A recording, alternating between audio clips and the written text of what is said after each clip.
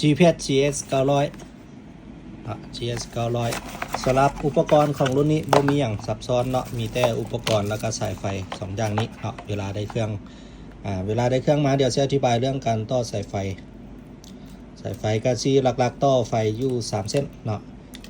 เส้นสีดำจับใส่กาวเนาะเป็นไฟลบใส่ไฟลบเป็นเล็กเป็นอย่างเนาะส่วนสายสีแดงนี่ต่อใส่ไฟตรงมีไฟตลอด24ชั่วโมงเวลาจอดรถก็มีไฟเนาะส่วนสายสีส้มเนาะสายสีส้มนี้ต่อใส่ไฟกระแจเปิดกระแจแล้วจะค่อยมีไฟเนาะเวลามอดกระแจแล้วบ่มีไฟเป็นไฟ AC เนาะสายตัวนี้เวลาต่อจะให้รถติดจักรหรือว่าดับเครื่องมันจะแจ้งเตือนระบบเนาะต่อก็ได้บ่ต่อก็ได้เนาะคันว่าไฟ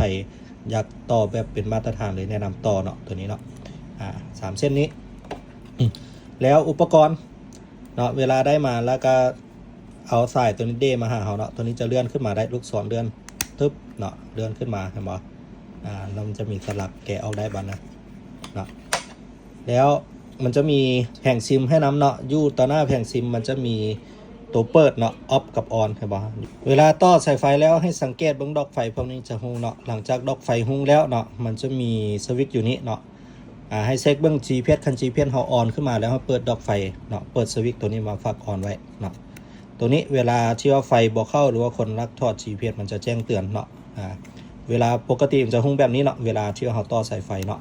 ดอกไฟมันจะหุ้งหลังจากหุ้งแล้วจะค่อยเปิดสวิตช์เด้อเนาะหลังจาก GPS ออนไลน์ทุกอย่างก็เก็บเมียนปกติเนาะตัวนี้ก็เอาเข้ามันล็อกเนาะให้มันชึกล็อก